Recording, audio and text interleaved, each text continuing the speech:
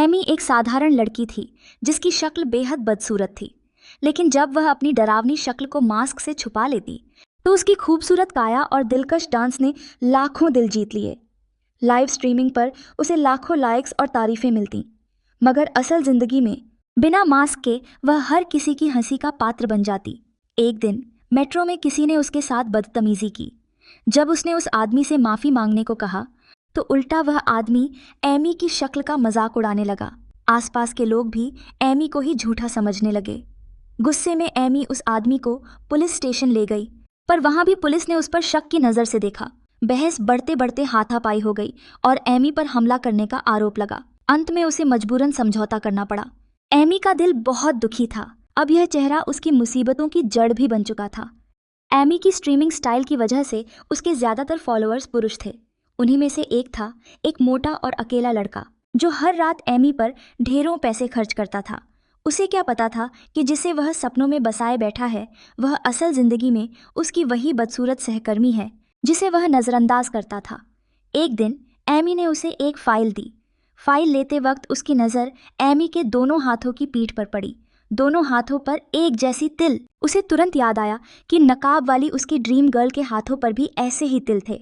उसे पूरा यकीन हो गया कि एमी ही उसकी फेवरेट स्ट्रीमर है, लेकिन इसके बावजूद उसने एमी को अपनाने का फैसला किया। पर जल्द ही उसने देखा कि एमी ऑफिस के डिपार्टमेंट हेड को बड़ी चाहत से देखती रहती है। हेड शादीशुदा था। मोटे लड़के को डर लगने लगा कि कहीं एमी अपना दिल न हार बैठे। एक दिन वह एमी का पीछा करता है और देखता है कि एमी नशे में धुत हेड को टैक्सी में बैठाकर एक होटल तक ले जाती है।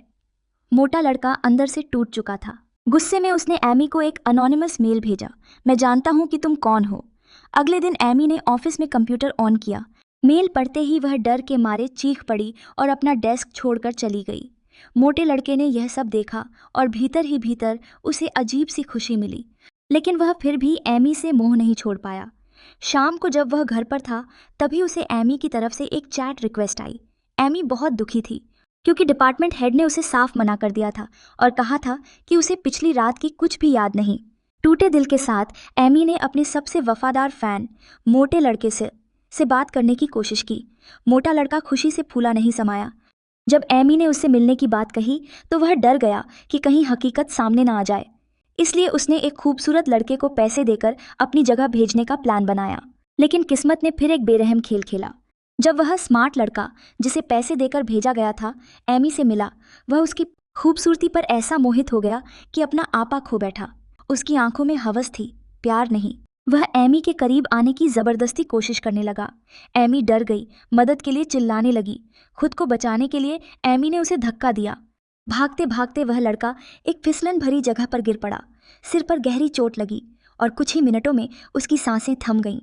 एमी थर थर कांप रही थी। उसके सामने एक मरा हुआ इंसान पड़ा था और उसके मासूम सपनों का अंत भी वहीं हो गया था।